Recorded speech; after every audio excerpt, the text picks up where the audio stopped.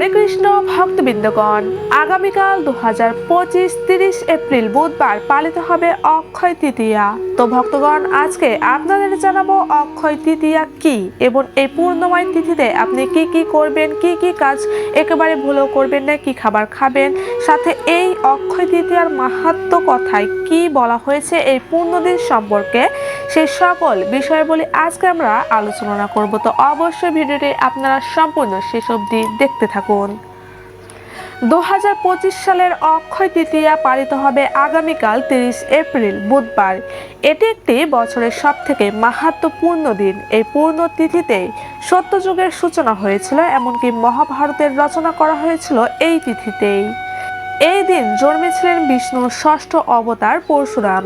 এই দিনে কঠোর তপস্যার মাধ্যমে গঙ্গাকে পৃথিবীতে নিয়ে এসেছিলেন রাজা ভগীরথ। অক্ষয় তৃতীয়ার দিনই কুবেরের তপস্যায় সন্তুষ্ট হয়ে মহাদেব তাকে অসীম ধন ও ঐশ্বর্য প্রদান করেন।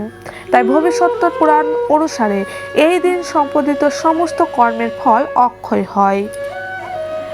বর্ণিত রয়েছে এই তিথিতে দানাদি সকল কর্মের ফল অক্ষয় হয়ে থাকে, তাই এই তিথিকে অক্ষয় তৃতীয়া বলা হয়ে থাকে।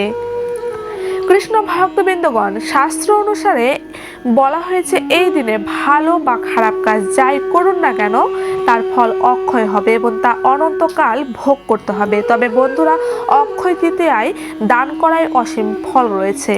এই পূর্ণময় শুভ দিনে শুভ কাজের অনেক গুরুত্ব বলা হয়েছে।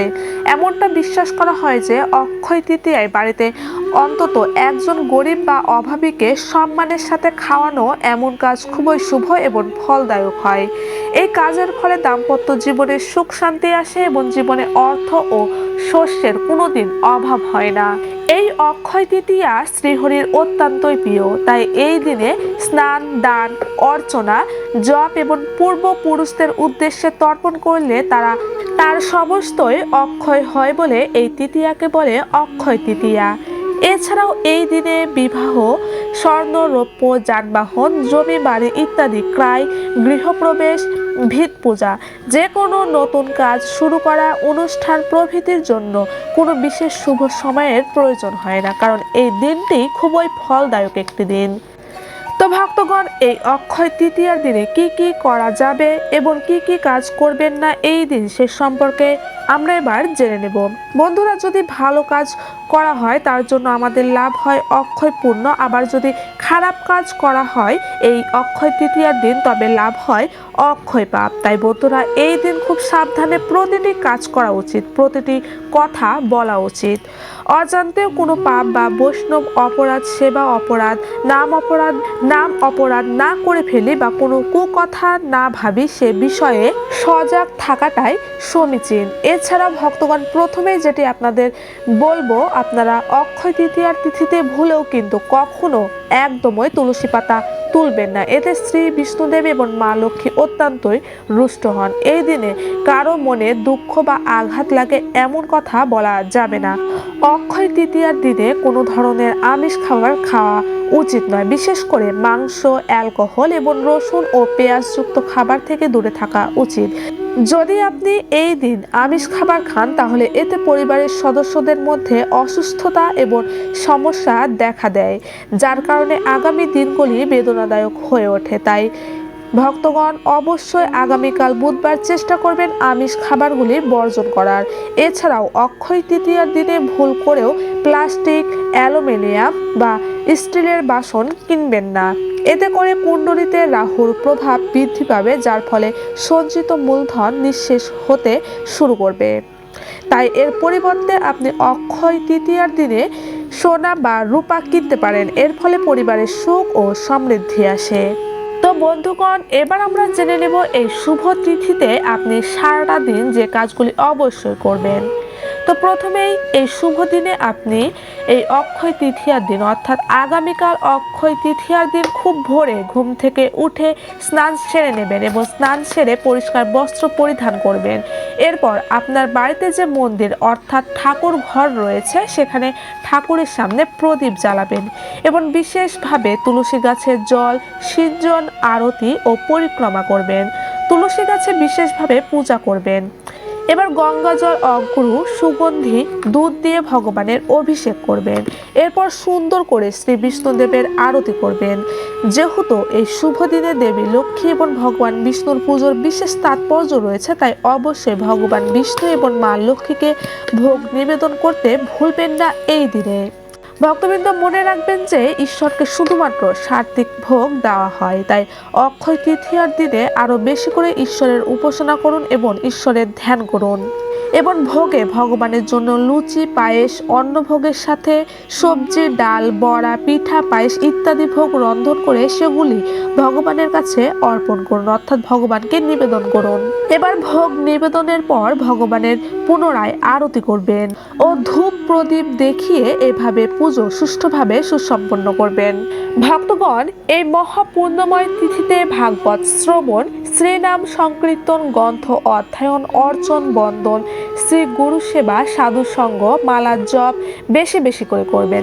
বেশি করে মনকে গৌর গোবিন্দের শ্রীচরণ সেবায় ব্যস্ত রাখতে হবে। ভক্তগণ, অক্ষয় তৃতীয়ায় ক্ষণহীন কৃপা এভাবে একমাত্র লব্ধ করা সম্ভব। তো ভক্তগণ, এবার আমরা এই অক্ষয় তৃতীয়ার পৌরাণিক কথা অর্থাৎ ব্রত কথাটি শ্রবণ করে নেব। একবার ধর্মরাজ যুধিষ্ঠির মহারাজ মহামুনি শতানিককে অক্ষয় তৃতীয়া তিথির মাহাত্ম্য বর্ণনা করতে বললেন। শতানিক মুনি প্রসন্ন চিত্রে বর্ণনা শুরু করলেন। পুরাকালে খুব ক্রোধ সর্বস্ব নিষ্ঠার এক ব্রাহ্মণ ছিলেন। ধর্মকর্মে তার বিন্দুমাত্র আগ্রহ ছিল না।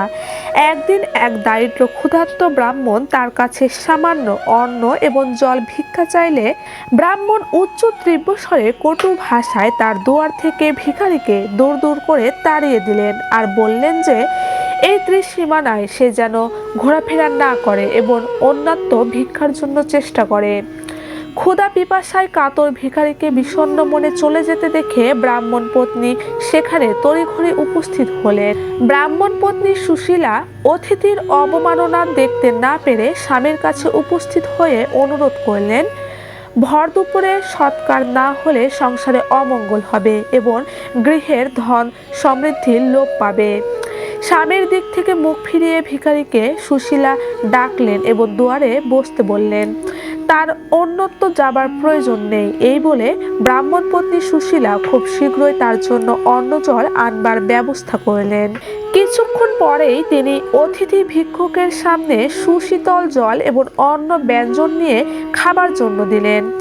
দারিদ্র ক্ষুধার্ত ব্রাহ্মণ ভোজন করে অতি সন্তুষ্ট হলেন এবং যাত্রার সময় সুশীলাকে হৃদয় থেকে আশীর্বাদ করে সেই অন্ন জল দানকে অক্ষয় দান বলে অভিহিত করে চলে গেলেন।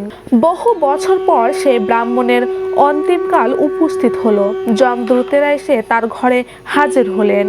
ব্রাহ্মণের দেহ পঞ্জির ছেড়ে তার প্রাণবায়ু বের হলো বলে তার শেষের সেই ভয়ঙ্কর সময় উপস্থিত হলো।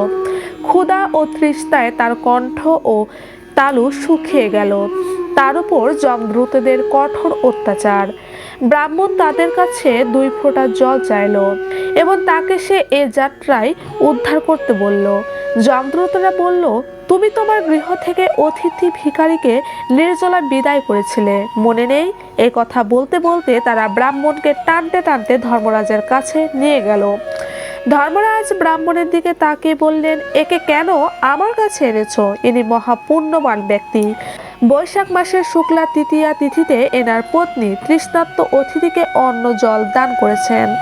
এই দানই অক্ষয় দান। সেই পুণ্যে ইনি পূর্ণতা, আর সেই পুণ্য ফলের জন্য এনার নরকগমন হবে না।